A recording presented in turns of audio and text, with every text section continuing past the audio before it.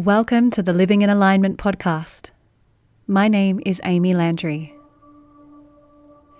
Through a collage of conversations, here we distill mindful living and timeless wisdom within a modern, everyday context.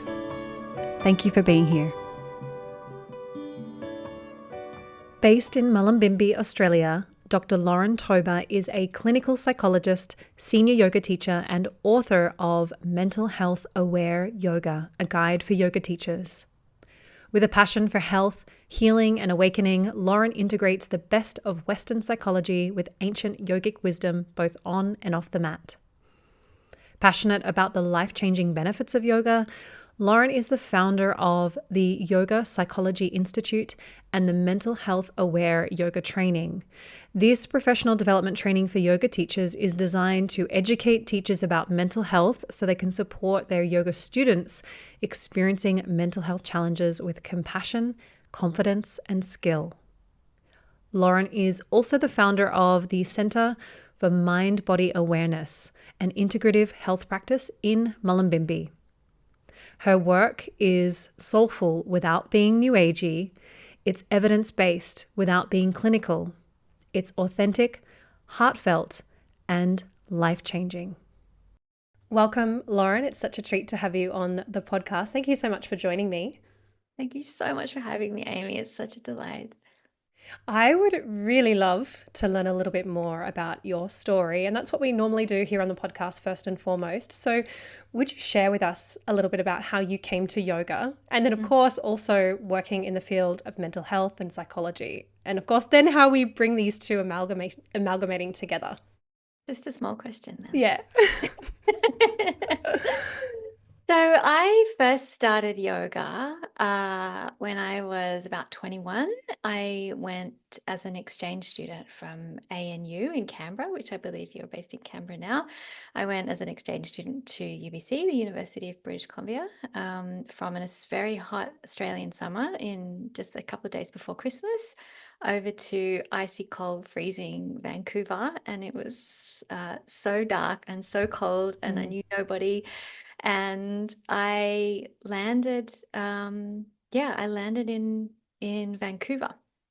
And when I arrived there, I stayed at a youth hostel in downtown Vancouver. And the guy that was managing the hostel kind of took me under his wing a little bit and took me to my very first yoga class, which was in a community space right in the city in Vancouver. And it was a Kundalini yoga class. And we kind of, and I talk about this in the book actually, but we went to this so it's this big old building in downtown Vancouver, and you kind of walk up all these stairs, and we got to the top of the right up the top, and it was this dark room and all these, I can't remember if they were fairy lights or candles, but it was very dark with just a few lights, and everyone was kind of dressed in white with turbans. And I grew up in country Victoria in Australia, and that was like not in my world at all. And now I think people are understanding into yoga, and it's so much more widely known. But this was, I think, 2001. And it was so new to me, and it was so weird. And Kundalini yoga, for anyone who's tried it, is quite an intense practice, both physically and energetically. And like there was a part of me that loved it, and there was a part of me that was like, oh my God, this is wild. I'm not sure I ever want to do this again. But the part of me that loved it knew that there was something in there for me. And so I finished that class with this seed of yoga planted within me, knowing that I don't know what this is. This is way outside my usual realms. But I think I need to keep doing it. And so I did. I kept doing it. And I didn't continue down the Kundalini. That wasn't the right practice for me. I later came across Ashtanga yoga, and I practiced Ashtanga for a long time. I even taught in Canberra for a few years as well. My husband and I taught at Mahamudra House. And yeah, I just fell in love with it. So it's been more than 20 years now, maybe 25 years. Around 25 years that I've been practicing and over 20 years that I've been teaching now. And, I had a very kind of dynamic practice in my 20s. I think that's just what I needed. My mind and my body needed that. My probably ego probably needed it as well. Ashtanga is very like strong and you're like, yeah, I can do this. Hmm. But then when I turned 30 and I became pregnant, everything changed. And I was actually teaching while I was pregnant with my son, teaching Ashtanga yoga.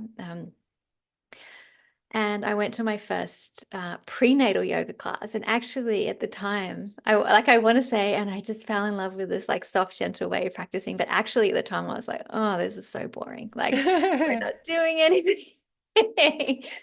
But as I became more pregnant, and then as I had my babies, I had two kids within 3 years, and I was, exhausted. I totally let go of a dynamic way of practicing and really softened into a very gentle, very nourishing, very kind of intuitive way of practicing. And I thought I would practice like that forever. I thought, oh, yeah, this is the way my body needs. And as I age, I'll probably just need it even more. But then as I came into my 40s, I actually had pulled my back, like I was bending over to get something out of the cupboard, and I pulled a muscle in my back and I couldn't get up off the floor. And I was like, whoa, like I'm approaching 40. Like, is this what happens? No, this is not what I want for my body. And so I started to do a much stronger practice again. And yeah, now in my mid 40s, I have a really strong yoga practice again. I don't teach that because I don't necessarily think it's best for everybody.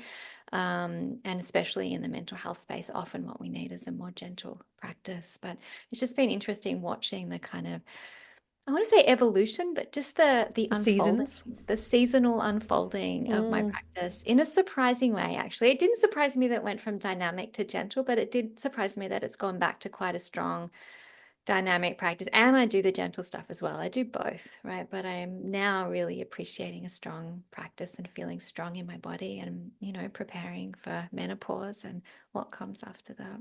Mm. So, what about the mental health side of things? And it's like, Yeah. where does that come into play? Well, I went as an exchange student to Vancouver and I was studying psychology. And so I Right. was a psychology undergrad. I finished my undergrad over there in Vancouver. And I just, I came back and I was practicing and there was something in me that was like, yeah, I want to bring these worlds together, but I don't know how. I don't know how they fit together.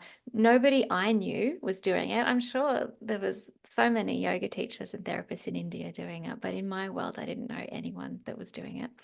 And so, yeah, I came across this. What was I doing? No, I finished my so I came back and I was practicing myself, and came back to ANU in Canberra in Australia and did my honors year. And, I was practicing myself, and then I went and did an internship and became a registered psychologist in Australia. And when I finished that 2-year program in community and mental health, I was like, oh, I'm not sure I want to do this psychology thing. Like, I'm not sure if it's for me. I don't feel like, I'm like 23. Like, who am I to be helping anybody, not feeling like I was equipped to do it and not feeling like I don't, if I really wanted to do it. And so I went to India. Well, actually, I moved to London. I met my husband, who's German, and he was in London. So I moved to London to be with him. And that's where that's where I learned to teach yoga. I did a 9-month apprenticeship in Ashtanga yoga in London. And then my teacher there had trained with a teacher in India. So I went and spent 3 months doing a teacher training with him, and then another 3 months with somebody else, and another month with somebody else. So I spent nearly a year in India studying and teaching yoga. And then by the end of it, we kind of came to this crossroads of, am I going to stay in India forever? Like, we nearly didn't come home. We loved it so much. I And can relate. yeah, and we had this like opportunity, like we nearly stayed there. It was like this sliding door moment. Do we stay in India forever, or do I come back and do my doctorate in clinical psychology? And honestly, staying felt harder, like trying to do the bureaucracy of visas and working and all that kind of stuff. at the time seemed easier than doing a doctorate in clinical psychology. And, so that's where we went. My husband, he Mm. moved to Australia with me, and we moved to Canberra. And I decided in the doctorate that I wanted to research yoga and mental health. So that's when they really started coming together. But still, I didn't really know how they would. It was like this is the research. This is what I'm going to be figuring out Hmm. as I go. And yeah, the university wasn't really supportive of that. Like they were okay with it, but they didn't know anything about it. Like I remember sitting there with my thesis supervisor, professor, and saying, okay, I want to research yoga and mental health. And he just kind of looked at me, and then he like turned around to his computer with his fingers hovering above the keyboard, and he's like, and how do you spell yoga? And this is the head of psychology. I was like, oh my goodness.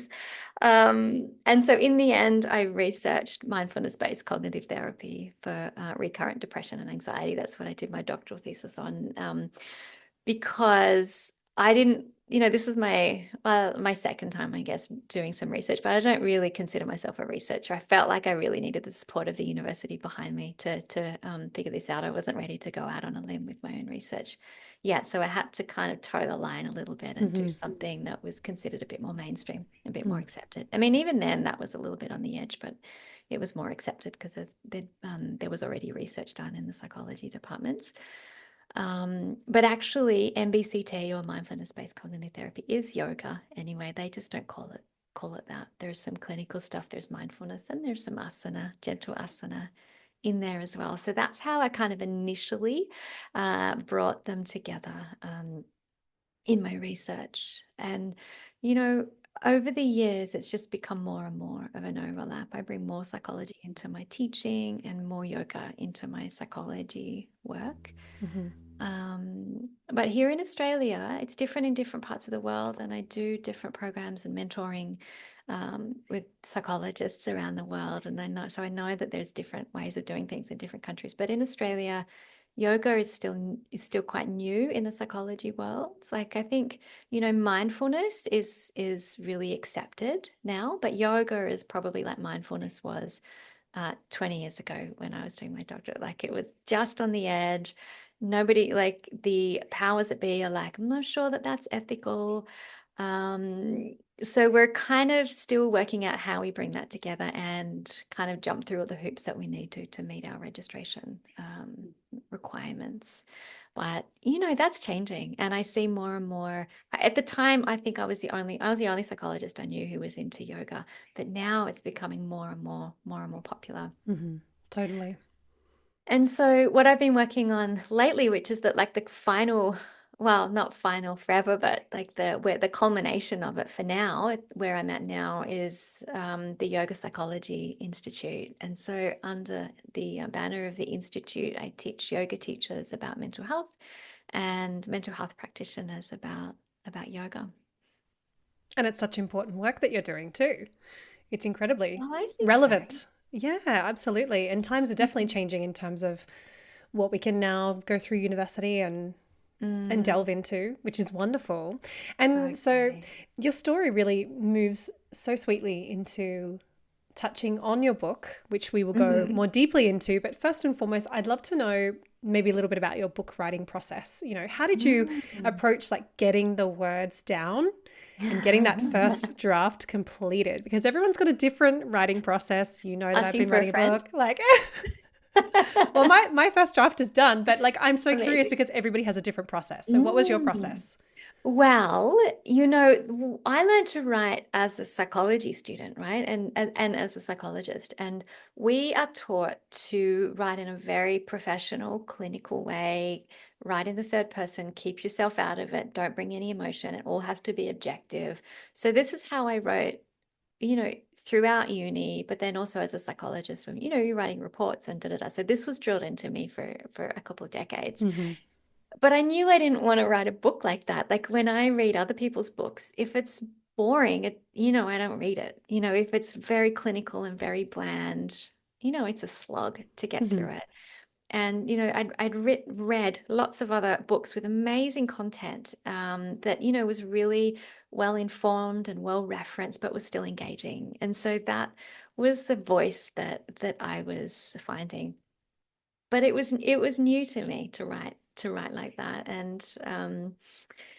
And so, yeah, there was a writing and a rewriting and a writing and a rewriting. And so the first draft of this book was actually the manual that I wrote for the mental health aware yoga training. So we started this training in 2019. So that's 5 years ago.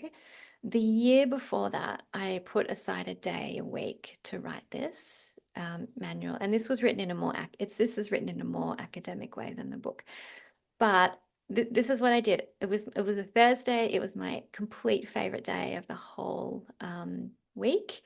And I would not check my emails, not do anything, focus on just writing the book. And I had around me, I had research articles, so journal articles, but then I also had my, all these notes from the different yoga teacher training courses that I'd done over the past 20 years before that. And then all these books that I'd read, and, just notes that I'd written down of things that people had said to me over the years. And it was really kind of pulling all this together in a framework. And still, that's my happy place.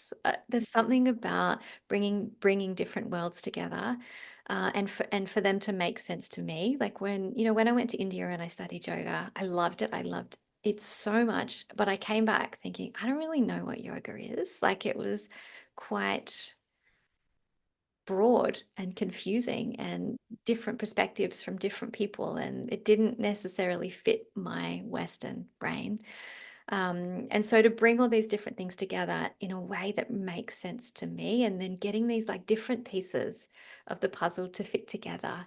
Um, I don't know, there's something about that lights me up. For example, when I was in India, we were learning pranayama, right? And then I came back from India and bang straight into ANU to do my doctorate. And then we were learning breath retraining, same practices, different names. We weren't sitting in a yoga shala doing them on the floor. We were sitting like in a university room on chairs doing it. But just these little things and drawing these threads together, like that's what lights me up. Mm-hmm. And obviously, if it makes sense to you, you're going to be serving other people. It's going to help make sense of everything for others as well. I hope so. Yeah, and that's the feedback that I get, and that makes me really happy when people read this and read the book or go through the training and they say, "Oh, yeah, that makes so sense. Like, that makes so much sense. You've said it in such a clear way that I really understand it." So yeah, that was for myself, and it brings me so much joy that it's helped other people in that way as well. Mm-hmm. So I wrote this huge training manual, and then I've been I taught it for quite a few years, and we continue to teach it now. And then I was like, no, I want to turn this into a book. And so I kind of reworked the training manual um, into a book. But instead of it just being a kind of academic training manual, I wanted to tell a story, and I wanted to make it engaging. And that's why the first chapter of the book, you'll hear about my own story with yoga and mental health.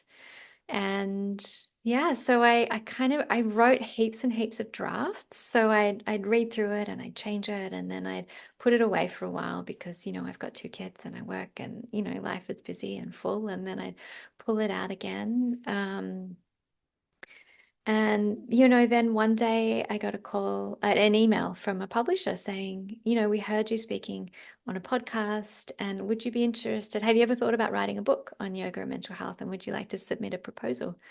And I was like, well, actually, I already have, but it was just sitting on my computer. I hadn't done anything with it. I was still thinking, does anyone want to publish this? Should I self-publish it? Going through all the things that perhaps you're going through as well Mm-hmm.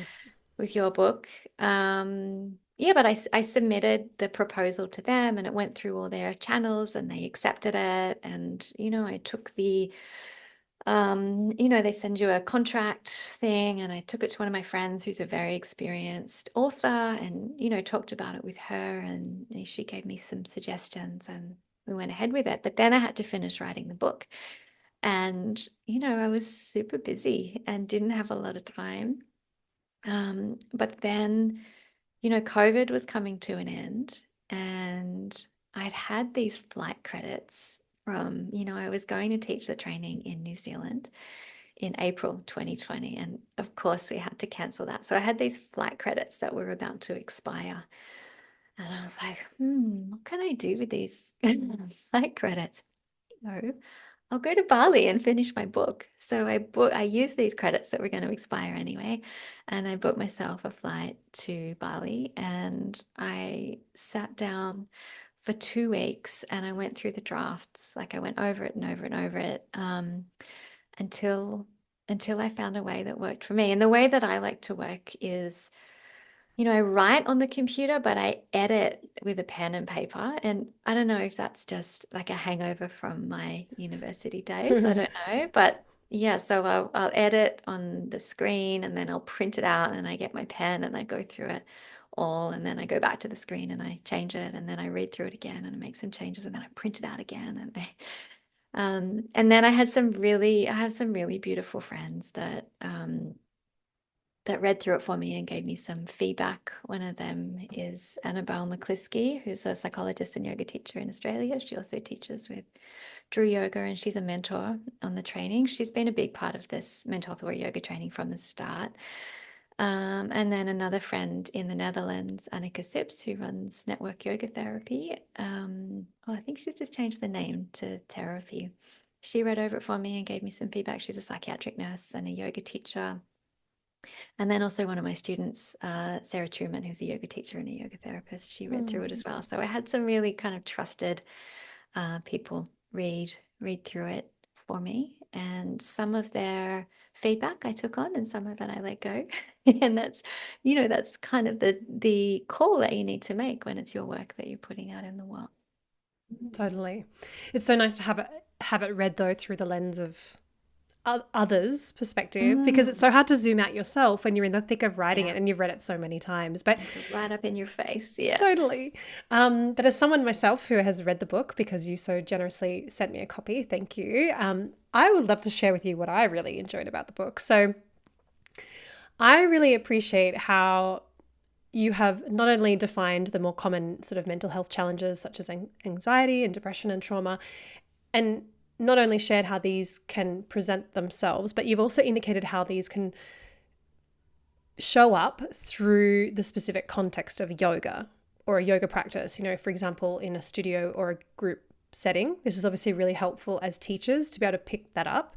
Definitely in the book, you've obviously called the sections of the book pillars, which I also really loved, as opposed to parts or chapters, but I really liked pillar 4, 5, and 6. And again, as a yoga teacher, without the psychology qualification, these sections were really insightful, but also very practical and very reassuring. I even loved like the gunas table, because I when I initially saw it, I was like, okay, I've seen many gunas tables before. But then again, you demonstrated how each of these gunas are expressed in various ways through the context, not only of yoga, but through the consideration of mental health.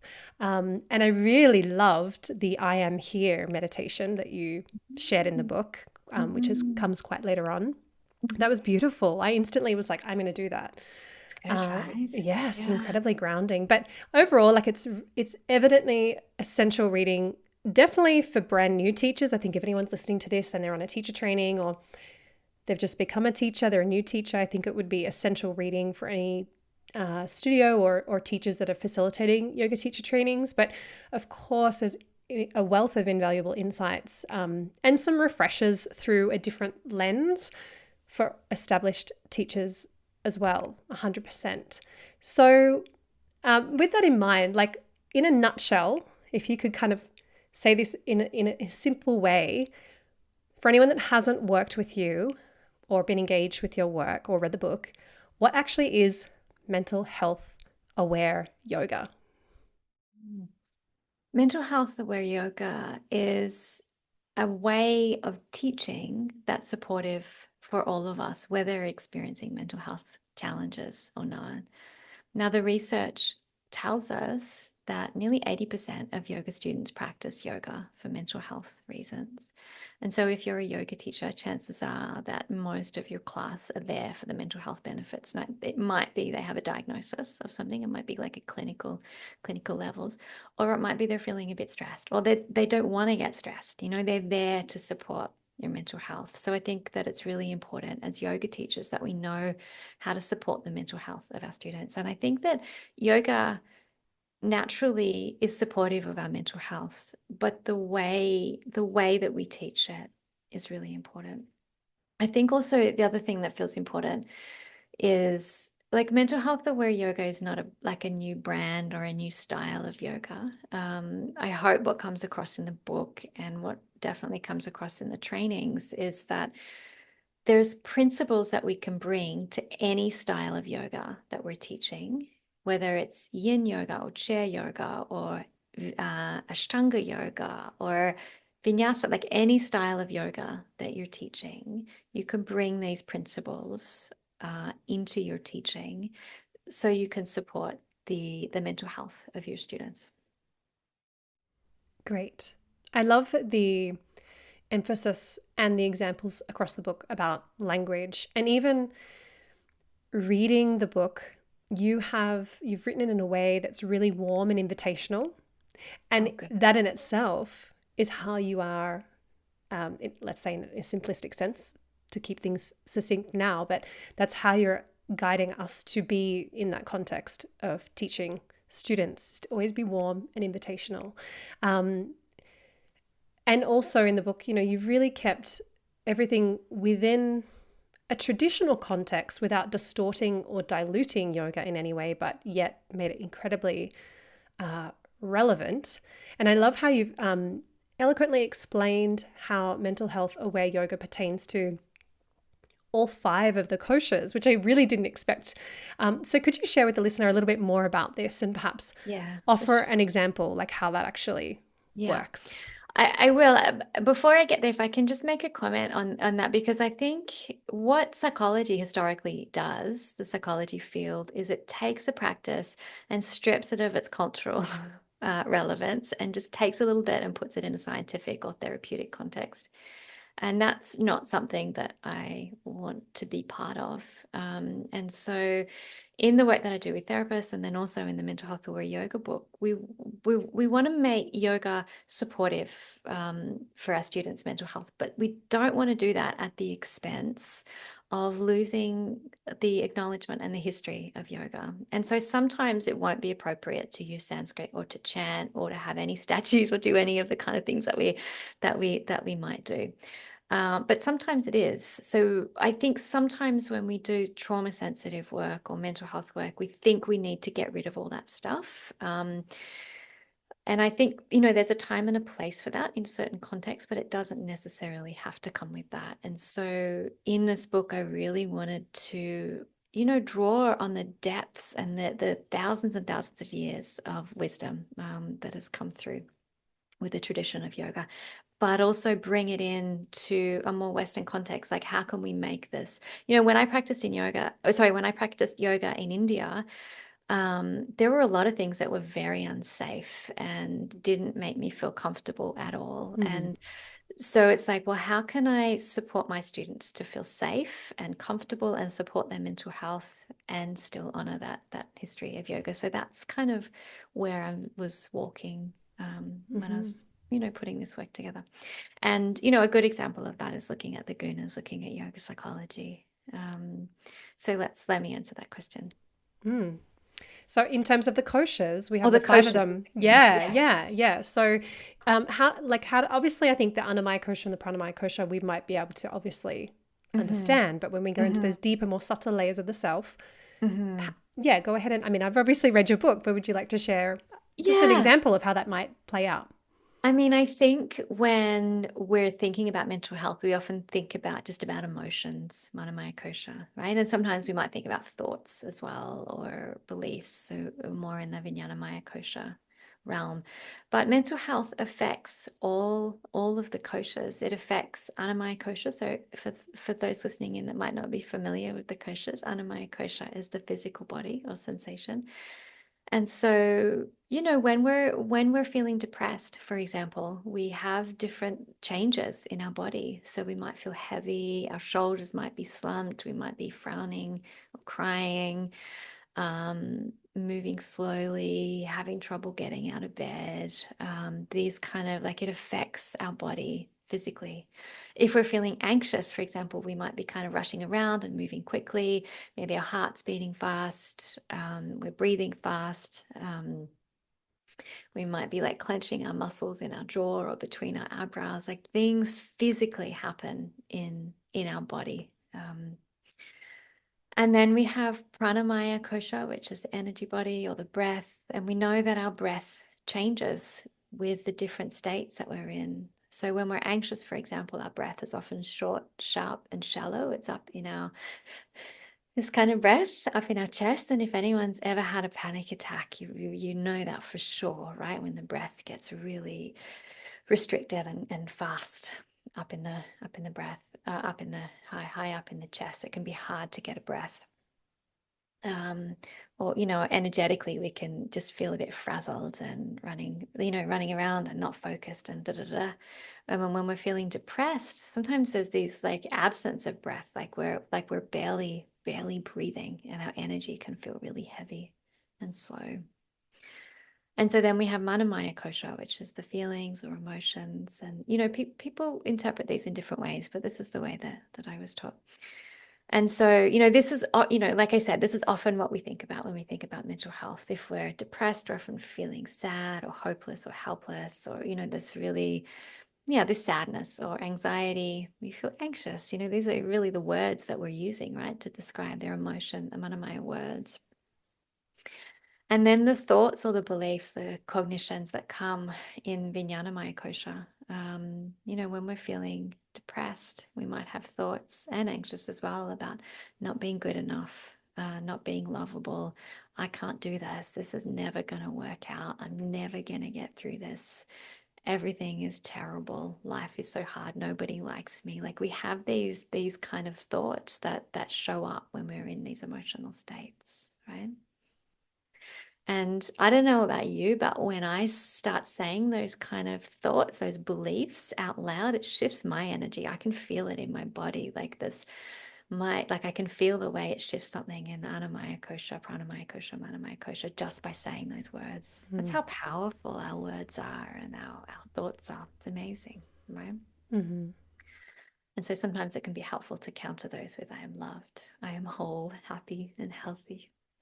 Just let that settle in a moment before we move on. Mm-hmm.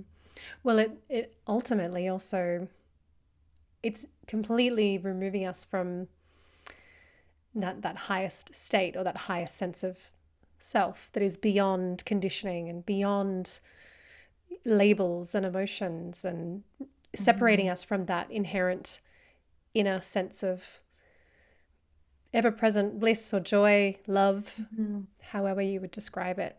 Yeah. Which is incredible. Yeah, it does. I mean, all the koshas do, but and that kind of brings us to the next one, right? Anandamaya kosha, which is joy or bliss, this innate sense of being, and we can feel very disconnected, like you were saying, from those thoughts or those emotions, or identifying with all of them rather than seeing them as rising and falling or coming and going within our field of awareness. Mm-hmm. And yeah, I mean that's the classic 5 koshas that we talk about. We might also think about Asmita kosha. Some people include that in the models, some people don't, which is this ego I, or the sense of I-ness. And we often we can start to identify with it. I am depressed. I am anxious. And, I see that coming in, people coming into my psychology practice or even into yoga classes. There's this strong identification, my anxiety. I am anxious. And, we start to identify with it. And even the language that we use, like if we think I'm depressed, like that's something that we would just say normally, right? Like I'm depressed or I'm anxious or I'm happy or I'm hungry or I'm sad. A more accurate way of saying that would be sadness is arising, depression is arising, hunger is arising, joy is arising, gratitude is arising. Like all of this stuff is not good or bad. Like it's all part of the experience of being human, and we need all of this to navigate the ups and downs of life.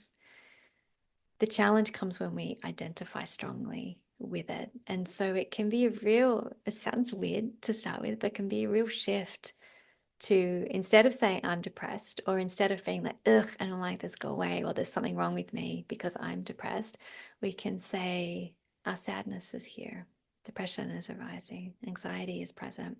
And then it's still there. We're not getting rid of it, but we're changing our relationship to it slightly. Mm-hmm. Mm-hmm. Yeah, that's very helpful. Definitely a practical way to reframe how we're experiencing something. Mhm. So, with that in mind, and given that your book is very much directed toward yoga teachers, would you share with us a little bit about the safe container, which you go into in depth in the book, which I thought was really, really enriching? What is this? What are some of the many things? There's so many that we could go into, but maybe a couple of key things that yoga teachers need to consider when they're teaching students. And I'll say, when I was reading it, and I mean this in the most positive way, it reminded me of like when you get on an airplane and the airline crew make the announcement, like the safety Uh-huh. announcement. It's like, you got to think about this and this and this and this, and then everybody gets to have a really smooth flight. And it's kind of like that as a teacher. It's like, what are all these key things you need to consider so that everybody has a really safe experience? They feel very secure and comfortable. I know that's a Yeah. bit silly, but yeah, go ahead and That's explain funny. to us And I the safe mean, container. that's also funny. I have a 15-year-old son and he's homesick from school today. And he was just showing me this little clip of some airline in America doing this rap. It was like, put your seatbelts, da da da, but doing it in a rap version. So as you're saying that, I'm thinking, oh, maybe I need to like write a rap for it.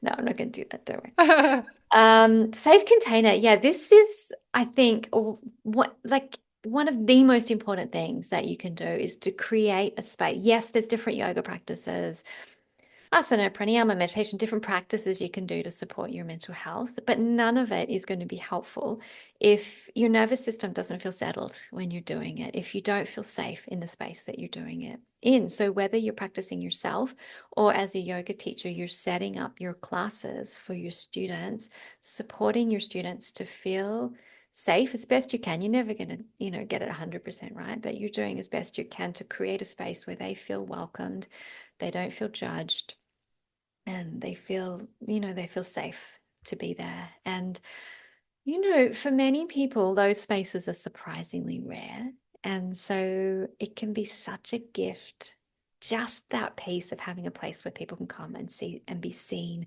and feel safe can be an immense gift. And I think sometimes we don't put enough focus on that. We underestimate that. And generally I think yoga teachers actually do this really well. But there's some really great, tips in the book that can help you to do that. So what are some of those? Let me think. Well, I'll tell you what I thought was interesting Oh and yeah, yeah, helpful. yeah. I'm like, Um, which one do I pick? yes, well, I mean, language is a big one, and Mhm. I really, Yeah, that's something that's really important to me. Language yeah. in teaching, and when I mentor teachers, talking about Mhm. language, something that I have really specific that I've taken away from your book is your suggestion, which is to say to your students, perhaps you're noticing sensation or the absence of Ah, sensation. I was like, yeah. oh, that's gold. Mm. But also the Yeah, if I idea of, can comment on that, I yeah, mean, go ahead. that's important because sometimes you'll invite someone to notice something in their body and they won't feel anything at all. And that's actually not uncommon. Maybe because there is no sensation there, maybe because they're not embodied, they're not in their bodies. And whether that is through trauma or, something else going on for them, or whether it's, like for me, for many years, I just spent too many years at university in my head, too much time up here and not enough time in my body. And Mm-hmm. so I think so many people are not embodied. I think that's changing over the past few years. There's more talk about embodiment, and that's kind of changing in the yoga world. But to notice sensation or the absence of sensation means that it's all welcome. And that's what we want to put out there for our students. You're, all welcome. Come as you are, however you are, including, and Mm. if there's stuff there, it's welcome. If there's not stuff there, it's welcome Yeah. as well. Nobody's wrong for not feeling anything. Yeah. Mm. But also it's interesting as well, the absence of sensation, like that's interesting as well, right? It's not just, well, if you can't feel it, just you can't feel it. Like there's Mm. something wrong. It's like, no, no, no, that isn't that interesting as well. And you can maybe feel what it feels like to not have sensation. Mm, And then that's like almost an act of self-inquiry as well. Like, okay, I don't, there's an 100%. absence of sensation. Why is that? Mm-hmm. Mm-hmm. So, but even a couple of other tips like dimming the lights. And I Mm-hmm. just think, oh, people, teachers will close blinds or dim Mm-hmm. lights and things, and Yeah. with all the right intentions to create an environment Definitely. where Yeah. people can turn inward. But obviously, that can be Yeah. feel unsafe Yeah. for people, or teachers offering props to students, but then also going ahead and like putting them on students and like Yeah. touching. And there's definitely, I think, in my personal practice and over the years, attending Iyengar studios, there's lots of prop usage, and sometimes there's situations where the teacher is adjusting and adjusting those props so it's safe and correct. But I Mm-hmm. always found that that was only in the circumstance where the students were very regular students. There was Yeah. that clear, that safe environment and relationship for them. Yeah. But I think that we can often, as yoga teachers, overlook that and feel like our students just assume, like we just assume that they feel safe and comfortable with us doing that, Yeah. or They turning the may not. lights down. And it's all well intentioned, but it can actually have the opposite effect. And that was a really big takeaway for me in the book. Yeah, and so thank you. That's a good point. And I think you can imagine somebody who has been sexually abused, and it often happens in the dark. So whether it's in an alleyway at night, like that's the kind of thing that we think about from the movies, but also it might have been sexual abuse, as a child and someone coming into their bed in the dark. Often abuse happens in the dark. And so if somebody has had that experience, then it can be really challenging for all of a sudden the room to go dark. And especially if you're tucking in blankets and things like that, if it happened in bed. But also, I think if someone's feeling really anxious, and they can't see what's going on in the room, like that can make you feel unsafe as well. So you don't really know where the teacher is, you don't know who's next to you. If you're a woman lying there and you don't feel safe, um, you've had a negative experience with a man, and there's a man that you don't know lying next to you on the mat in the dark. That could be, you might feel safe with the teacher, but you don't know this person that you're lying next to, and Mm. what are they going to do? Um, yeah, so I think either keeping the lights on, and if people don't like the light, they can put eye pillows on, Mm-hmm. or because it actually sometimes can be nice to practice in the dark, and some people appreciate that because it can help to take your focus inwards in a darker space, but that you make sure that if that's what you're doing, like you're offering a candlelight class, for example, you put that in the class description so people are choosing to come to that. Mm. So I would never like I don't in the trainings people say, well, what do you do when this happens or this happens? And my answer is always, well, it depends. Like it depends on the context and what's happening. Mm-hmm. And so I would never say you can never dim the lights in a yoga class, but that if you are dimming the lights, you need to let students know before they come. So it's in the class description. So I would suggest not dimming the lights at the end of the class and using eye pillows. Or if you want to do a like a candlelit class, call it a candlelit class and in the description say in a darkened room. And people who like that will come and people who don't will not, Mm. rather than just springing it on somebody either at the start, either when they get there and then they can't leave, or at the end of the class when it's a big surprise. Mm-hmm. I do really appreciate that throughout the book you have given suggestions, but also reiterated that, and like you just said, there's not a one size fits all, because there are many people that would like to be in the dark or in a darkened space because maybe they don't feel comfortable about their body, Exactly. as an example. And then you Yeah. obviously have people that are not going to feel comfortable in that kind of Yeah. environment. Is there anything else you would like to say about the safe container? Because I have one more question for you. Well, the last thing is just, and it's kind of what you already mentioned, is being predictable. This kind of leads on to what we we're saying, and I think this is really important that we are really predictable, that we teach what is in our class description. So when people come, they know what to expect.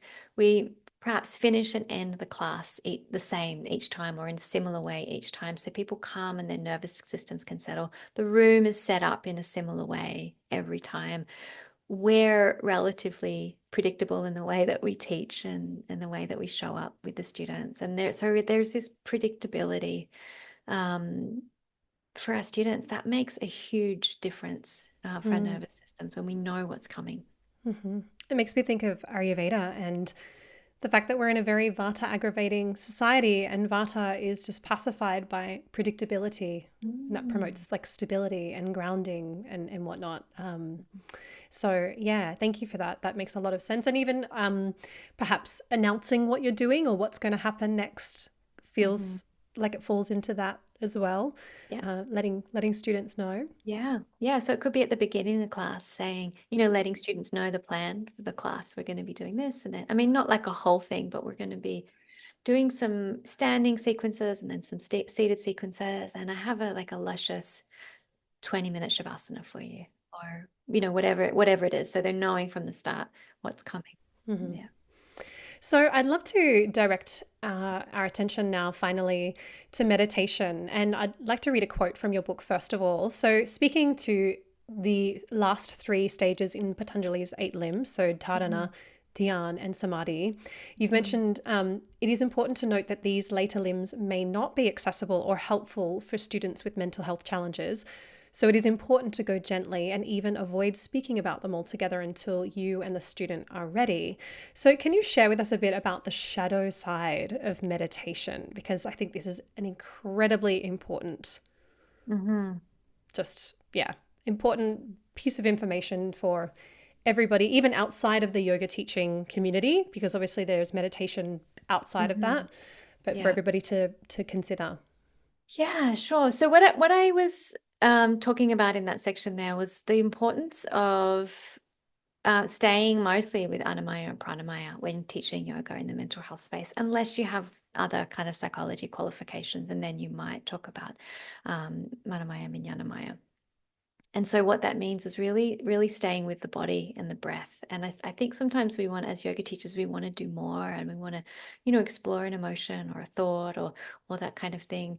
But unless you're a mental health professional, I really think it's important to stay in the body, the domain of the body and the breath when you're working with someone with mental health challenges.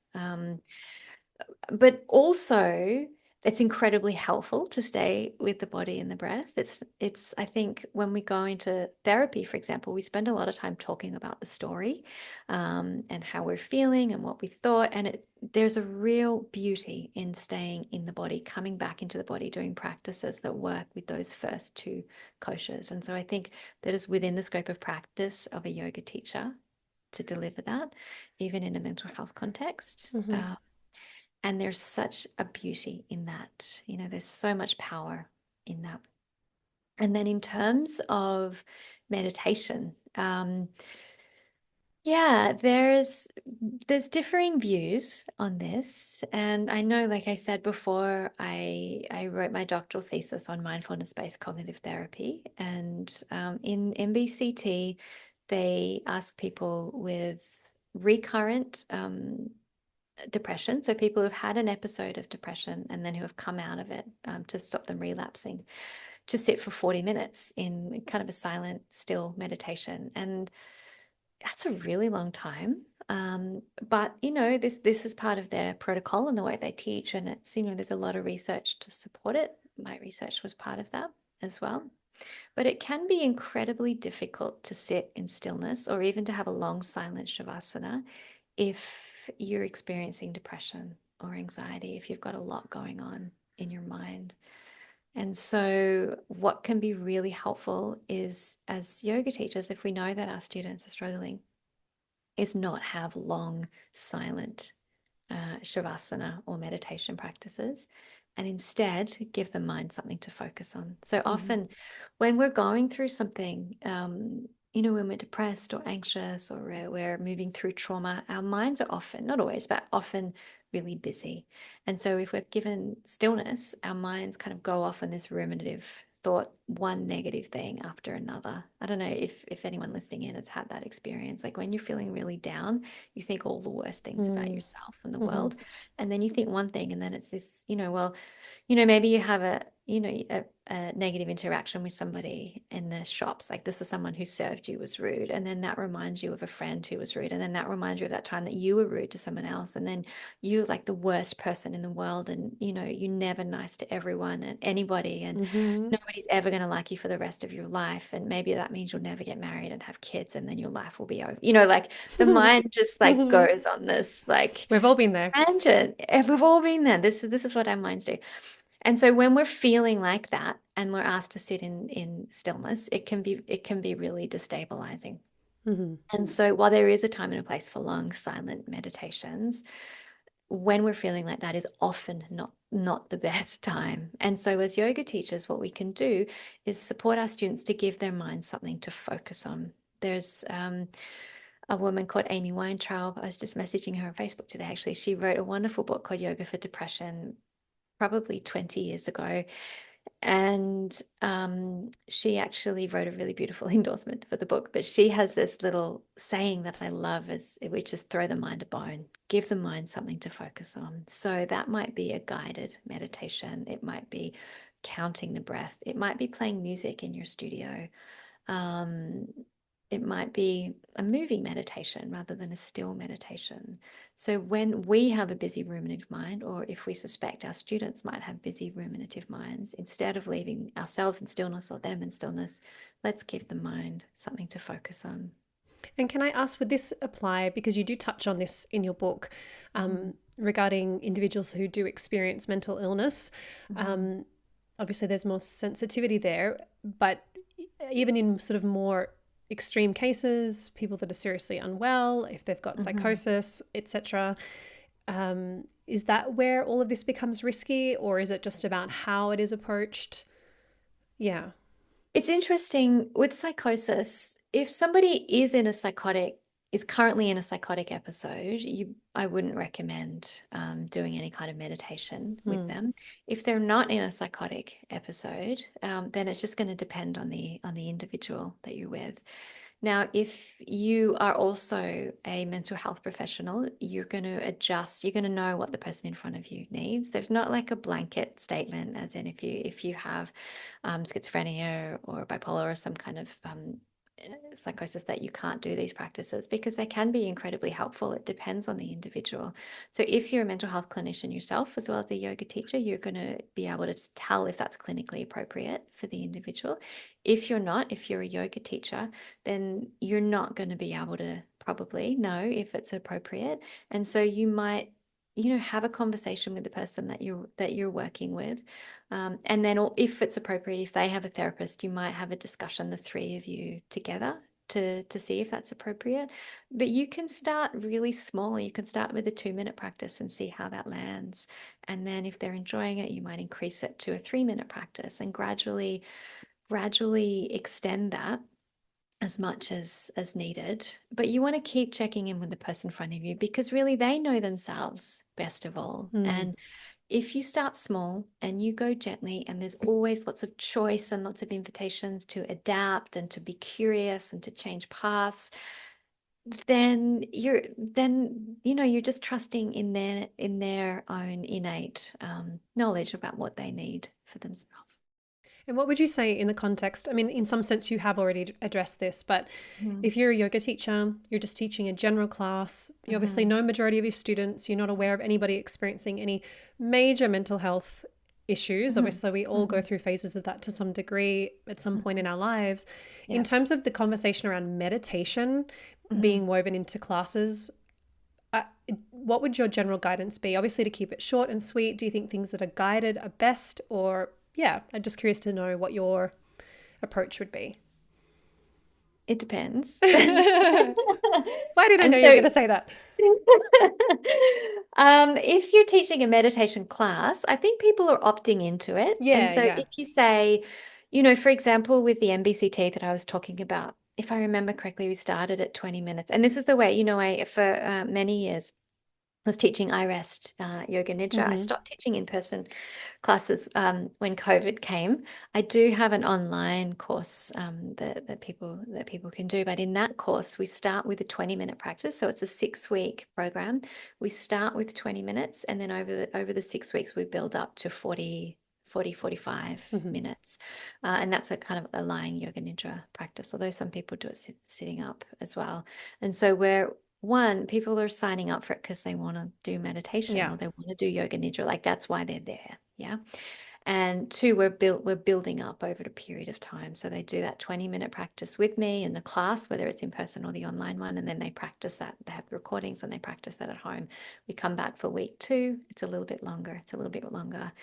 When we were doing it live, like in person in Mullumbimby in my center, we'd check in every week. How's it going? Is it working for you? And we'd adapt it to people's needs. But again, it's that predictability. People are signing up for it. I think Mm-hmm. that's very different for when you just drop a 40-minute practice at the end of your yoga class and people weren't expecting it. Yeah. Although yoga So classes are so short these days, I don't know if you could ever get away with doing that.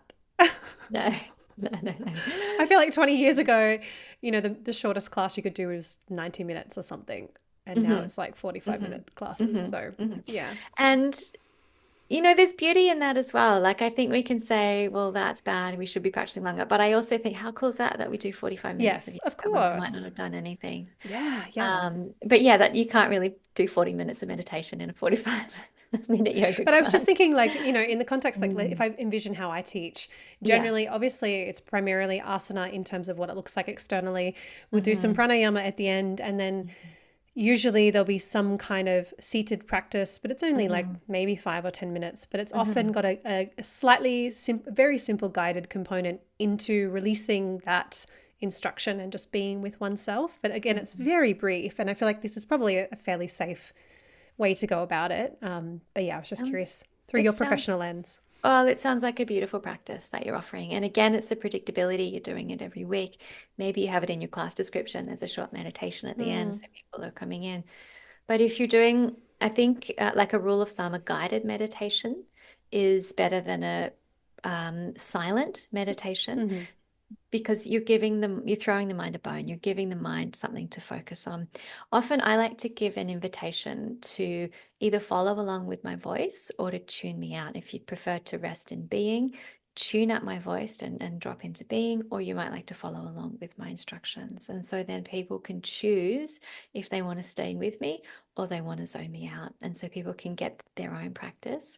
Another way to do that is if you're doing a shavasana, and shavasana can be a kind of a meditation, is you can play music and you can invite people to either listen to the music, and you can even say, especially if you've got a really busy mind, it can be helpful to give your mind something to focus on. So you might like to focus on the music or tune out the music and tune in, to your own rhythm or rest in being. You can also, like sometimes I might do a pranayama practice that involves counting the breath, and we might do some counting to extend the exhalation, for example. And extending the exhalation can help to downregulate the nervous system, which can be great if you're feeling anxious or stressed. And so, if we've done a practice like that, and then we move into sitting in silence or into shavasana, the invitation can be to sit in silence or continue counting the breath. And then you're giving people options and they can choose the way that works for them.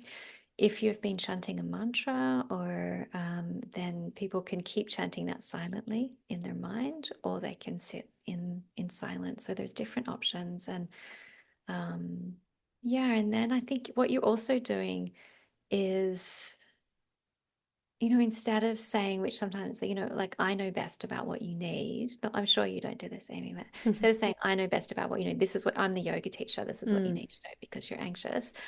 It's, here's a few options, try them out and find which one works for you. And then there's this, then we get this sense of, yeah, I know what's best for me. It's And we giving can be a sense of curious. sovereignty, like I'm in Yeah, control of. yeah, yeah, yeah. Mm-hmm, mm-hmm, Yeah, and it's not even really giving, it's like making space for them to claim that for mm, themselves. Like, instead of, we so often we live in this culture where we look to the experts, whether they're psychologists or yoga teachers or psychiatrists or the next big person, whoever's on Instagram sprouting their stuff. And we give away our power. We give Yeah. away, we outsource that wisdom to somebody Mm. else. Mm-hmm. And but what if we, as yoga teachers, we do know some stuff that we can share, and that's important as well.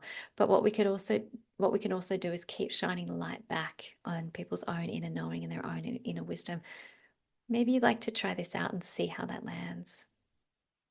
Yeah, or there's this, or there's that. Perhaps you'd like to explore that and see which one's the most helpful for you. There's no right or wrong way of doing it. There's no beginners or advanced. There's just the way that works best for you in this moment. Mm-hmm. Brilliant. I love that. It comes back to that invitational quality. That languaging Yeah. stuff. Yeah. So, Lauren, for those tuning in, where is the best place to send them to connect with you and your work and see what you're up to? Fantastic. Thank you for asking, Amy. Well, if you'd like to get a copy of the book, that's on the website, mentalhealthawareyoga.com/book. There's links to different places you can buy it. There's also the first chapter you can download for free. So that's the chapter we were talking about at the start. We were talking about my own journey. We're having a book launch coming up in Mullumbimby. We're locking in the date soon, but it'll be the end of September, and also I think an online one as well. That's coming up. I'm not sure when you're publishing this, but that'll be coming up at the end of September. And then we also have the online mental health aware yoga training at the end of October, and the in-person one in Mullumbimby in March next year. All those details are on our website, mentalhealthawareyoga.com. Or if you want to look more broadly at the work we're doing at the Yoga Psychology Institute, that's yogapsychologyinstitute.com. Great. Thank you so much. And obviously, it's important to let everyone know that you have an incredible Instagram account at Dr. Lauren Tober as well, if they want to connect with you on social media and just keep the updates coming through that way also. So thank you so much for your generous contribution to the yoga community and beyond. Really grateful, and congratulations on the new book. So thank you so much. Oh, thank you so much, Amy. I really appreciate it. If this episode was of value to you and your life, please subscribe. And if you can think of someone who would benefit from this dialogue, please do them a favor and send it their way. If you feel called, hop on over to iTunes and leave a 5-star review. This is the best way to get these conversations into the ears and hearts of our wider community, to those who need it most. You can find me at amyelandry.com or over on Instagram at amyelandry. May we all move a little closer to a life living in alignment.